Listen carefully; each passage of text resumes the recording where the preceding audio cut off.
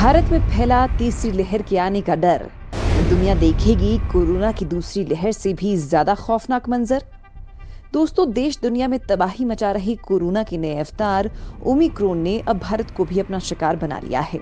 जो ओमिक्रॉन दुनिया के हर देश के सर का दर्द बन गया है, क्या वो भारत के भी सर का दर्द बन जाएगा? बता दें, लोग कोरोना की पहली और दूसरी लहर से अभी तक बाहर नहीं आए थे। कुछ लोग की आंखों से तो अभी भी कोरोना की दूसरी लहर के उस भयानक मंजर के बारे में सोचकर आंसू बह जाते हैं। और अब वो लोग इस खौफ में हैं कि कहीं फिर से वो मंजर उन्हें दोबारा न देखने को मिले। लेकिन दोस्तों, अब हालात कुछ ऐसे ही बनते दिखाई दे रहे हैं। वो क्यों? क्योंकि जिस तरह से ओमिक्रॉन ने दुनिया के लगभग 80 देशों को अपनी चपेट में ले लिया है और अभी भी वो बड़ी ही तेजी के साथ लोगों को प्रभावित कर रहा है, उसे देखकर तो वैज्ञानिक से लेकर डॉक्टर तक हैरान हैं। हर किसी के मन में सवाल उठ रहे हैं। हर कोई जानना चाहता है कि आखिर ये कोरोना कब खत्म होगा। क्या लोगों को अब हमेशा के लिए इसकी दहशत में ही जीना होगा? क्या ओमिक्रॉन कोरोना ज्यादा खतरनाक है? क्या आने वाले समय में भारत समेत पूरी दुनिया को फिर से एक भयानक मंजर देखना होगा? साथ ही दोस्तों, लोगों को जानना है कि जिस तरह से कोरोना की दूसरी लहर में बचाव के कुछ उपाय लोग कह रहे थे, क्या ऐसे उपाय ओमिक्रॉन से बचने के हैं या फिर नहीं?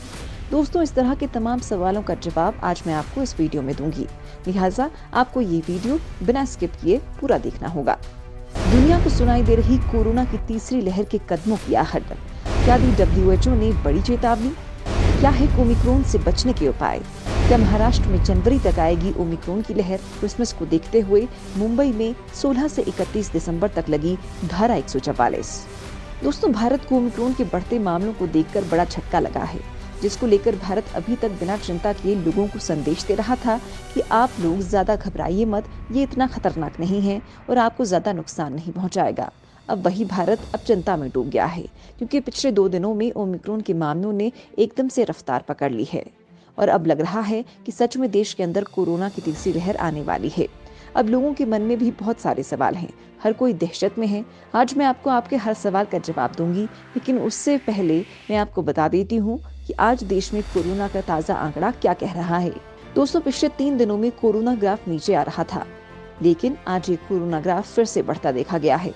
बता दें कि देश में पिछले 24 घंटे में कोरोना के 7,974 नए मामले सामने आए, जो कि पिछले 2 दिनों के आंकड़ों के मुकाबले ज्यादा हैं। बता दें कि बुधवार को जहां एक दिन में 247 मौतें हुई थी, वहीं गुरुवार की सुबह ये आंकड़ा बढ़ गया और 343 मौतें दर्ज हुई हैं, जिससे एक तरफ कोरोना और दूसरी तरफ उसका नया अवतार ओमिक्रॉन, दोनों ने ही मिलकर दुनिया को परेशान कर दिया है। बता दें कि दक्षिण अफ्रीका में मिले कोरोना के नए ओमिक्रॉन वेरिएंट का कहर देश में बढ़ता ही जा रहा है। राजधानी दिल्ली में गुरुवार को ओमिक्रॉन के 4 नए मरीज सामने आए।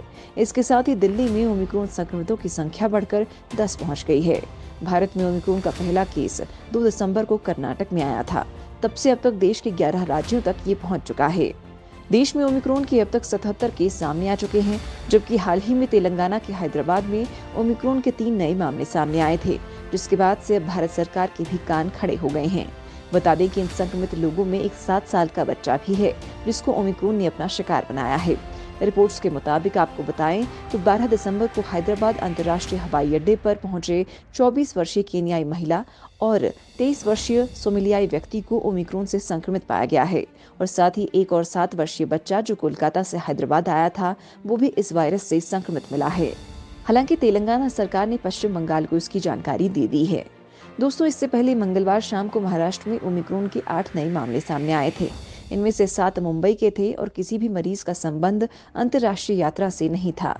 महाराष्ट्र के अलावा दिल्ली, राजस्थान, कर्नाटक और गुजरात में भी ओमिक्रॉन के मामले सामने आए हैं। इस तरह से देश में बढ़ते मामलों को देखकर अब लग रहा है कि मानो कोरोना की तीसरी लहर जनवरी के शुरुआती दिनों में आ जाएगी। इसलिए अब सभी को ज्यादा सावधान और सतर्क होने की जरूरत है। ओमिक्रॉन को लेकर विश्व स्वास्थ्य संगठन ने भी चेतावनी दी है कि ओमिक्रॉन बहुत ज्यादा तेजी से फैल रहा है। किसी भी वेरिएंट की तुलना में ये सबसे तेजी से लोगों को अपनी पकड़ में ले रहा है। कोविड-19 पर एक ब्रीफिंग के दौरान WHO के महानिदेशक टेड्रोस एडनोम घेब्रेयेसस ने कहा कि लगभग 80 देशों में अब तक ओमिक्रॉन के मामले दर्ज किए जा चुके हैं। इसके अलावा सवाल ये भी उठ रहे हैं कि जिस तरह से कोरोना की दूसरी लहर से बचने के लिए कुछ उपाय बताए गए थे, उस तरह के उपाय क्या ओमिक्रॉन से बचने के नहीं हैं? हालांकि ये ओमिक्रॉन को खत्म नहीं करेगा, लेकिन उसे थोड़ा तो फायदा होगा। इसी को लेकर एक स्टडी के मुताबिक बताया गया है कि वास्तविकता तो ये है कि ओमिक्रॉन शायद अधिकांश देशों में पहले से ही मौजूद है। हालांकि इस बात का अभी तक पता नहीं चला है। भले ही ओमिक्रॉन कम गंभीर बीमारी का कारण बनता है, लेकिन मामलों की भारी संख्या एक बार फिर से तैयार स्वास्थ्य प्रणालियों को प्रभावित कर सकती है। इसके साथ अब WHO प्रमुख ने वैक्सीन की असमानता पर भी चिंता जताई है। उन्होंने कहा कि टीकाकरण की दरों में बहुत बड़ा अंतर बना हुआ है। उन्होंने बताया कि 41 देश अभी भी अपनी 10% आबादी का टीकाकरण नहीं कर पाए हैं और 98 देश 40% तक नहीं पहुंचे हैं। भारत के जिस राज्य में ओमिक्रॉन कोरोना के सबसे ज्यादा केस सामने आए हैं वो है महाराष्ट्र। जी हाँ, ओमिक्रॉन के महाराष्ट्र में सबसे ज्यादा यानी कि 32 केस सामने आ चुके हैं। लेकिन इस बीच एक राहत की बात यह है कि इनमें से 25 ठीक भी हो चुके हैं। हालांकि महाराष्ट्र में जनवरी में ओमिक्रॉन की लहर आने का डर है। महाराष्ट्र के स्वास्थ्य विभाग के ACS डॉक्टर प्रदीप व्यास ने कैबिनेट मीटिंग में बताया कि राज्य में जनवरी में ओमिक्रॉन के मामले तेजी से बढ़ सकते हैं। नए साल और क्रिसमस को देखते हुए मुंबई में 16 से 31 दिसंबर तक धारा 144 लगा दी गई है। इसके साथ ही कई पाबंदियां भी लगा दी गई हैं। किसी भी तरह के बड़े कार्यक्रम और जमावड़ों को करने की मनाही है। किसी भी कार्यक्रम में वेन्यू की 50% क्षमता के मुताबिक ही लोगों को आने की इजाजत है। साथ ही देश की राजधानी में भी कई तरह की पाबंदियां लगाई गई हैं। बता दें कि राजधानी दिल्ली में ओमिक्रॉन के 6 केस आ चुके हैं, जिसके चलते सरकार ने कुछ जगहों समेत कार्यक्रमों पर पाबंदी लगाई है। दोस्तों, यहाँ भी नए साल और क्रिसमस के चलते मामले बढ़ने की आशंका जताई जा रही है। इसी के चलते 31 दिसंबर तक के लिए कुछ चीजों पर पाबंदी लगाई गई है, जिनमें मुख्य रूप से बार और रेस्टोरेंट में 50% लोगों की ही बैठने की अनुमति रहेगी।